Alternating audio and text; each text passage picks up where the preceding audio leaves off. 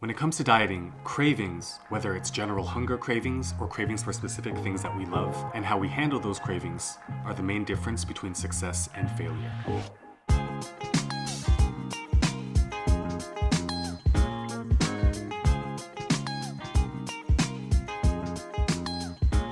Welcome to Get It Together, and if you're new here, this channel is just me trying to figure out how to get my life together and sharing the tips and lessons I learned along the way. And looking back over the past year, while simultaneously having countless conversations with people in their own fat loss journeys, I realized that this video is the one video that I haven't really made yet that's so important. Because when any of us go off track from our dietary goals, no matter which protocol we're on, we go off track because we cave to cravings. So diving right into this video, there are three types of cravings. The first type of craving is general hunger. Basically, your stomach feels empty and you just want to put something into your food hole. The second type of craving is a craving for something that we love. For me personally, I was a biggest sweet tooth, and so sweet drinks, candies, chocolates, that kind of a thing are the specific types of cravings that I would have. And the last type of craving is the social craving, which is to say when you go out with friends or there's a family gathering, witnessing everybody else eat whatever they want is often enough to make us just cave. So let's start out with general cravings. No matter what protocol you're on, general hunger cravings are, in my opinion, some of the easiest to deal with. What usually gets us into the general hunger craving is simply that we did not eat enough. Oftentimes, especially when we're starting out, we really want to limit calories a little bit too much. And so the fix that's worked the best for me is to double or even triple the amount of vegetables that I think that I need. Why? Because vegetables are not calorically dense.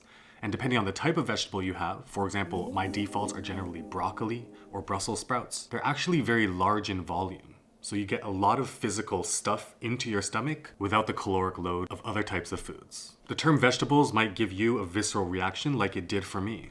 So this is a multi-pronged approach, I guess you can say, where not only do you want to increase the amount of vegetables that you have at every single meal, but more importantly, you want to learn and get into the habit of making vegetable recipes that are genuinely delicious to you. Again, as somebody who hated and really didn't eat vegetables, through personal experience over the past 12 months, I can tell you that I now love vegetables because of seasoning. The second way to deal with general hunger cravings is water. Now, most of us don't even have enough water anyways every single day, but water is actually a hunger suppressant. And although I haven't found any concrete research to back this up, one tip that I can give you is to chug a glass of water. For me, over the past 12 months, there's a huge difference between chugging it down and sipping on a glass of water and taking my time with it. Now that we have the general hunger cravings out of the way, let's move on to the second type, which is when you're craving something very specific. For me personally, the three things that I generally crave when it comes to this keto and IF protocol I'm on right now are sweet beverages, chips, and candy, or basically anything sweet that's edible. So the drink one is the absolute easiest. I default to Zevia branded sodas because they're 0 calorie, they're sweetened with stevia, they're non-GMO, all that great stuff. But when it comes to that chip craving or that sweet edible craving, I'll link the video right up here where I make two completely keto compliant pecan snacks. One of them that's salty and savory like chips, and the other one that's butter and erythritol roasted pecans, which have this really satisfying caramel-like flavor while simultaneously giving me that crunch. But diet protocol compliant snacks and cheat foods, to me, aren't even the most powerful thing. Part of my goals, and again, everyone's goal is different, but one of my goals is to genuinely reduce my cravings and my habit of sweet things in general.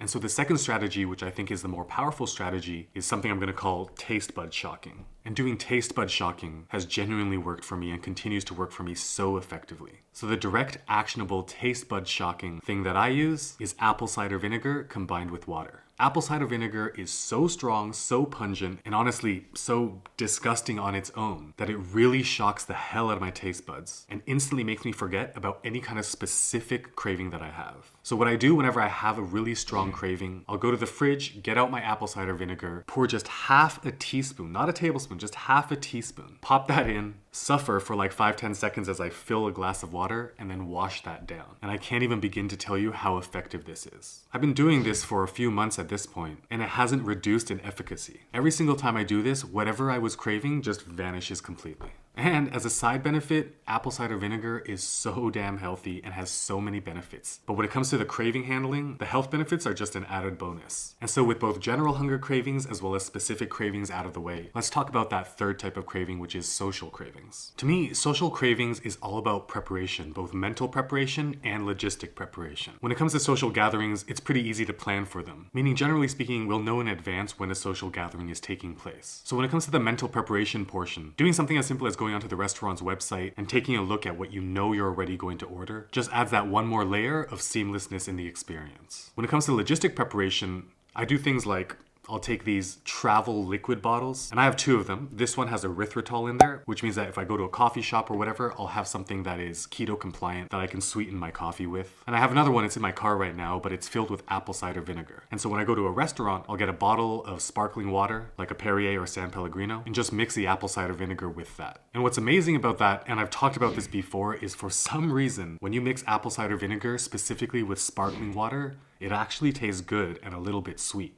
Now, the last thing I'm going to share with you is what to me has been the most important thing when it comes to being able to handle cravings. And that is creating a craving ritual. This might sound totally silly to you, but damn it, it works so well for me. Step 1 is to grab a glass and fill it with water. As soon as I finish filling it, I don't drink it. The second step is to do 10 squats. Only after I finish my 10 squats do I chug that glass of water down. Again, might not work for you, but damn it, it works for me. And I think that all of us can think of a ritual that becomes a new productive habit when it comes to dealing with cravings. You put all of these strategies together, and again, at least for me, as somebody who's traditionally super undisciplined, has enabled me to stick through with my plan of dieting consistently with maintained motivation and encouragement throughout the past year. If you got value out of this video, be sure to hit like and subscribe. If you have your own tips of how to deal with cravings, have any questions or want to debate anything, hit up the comments below, and I'll see you guys in the next one.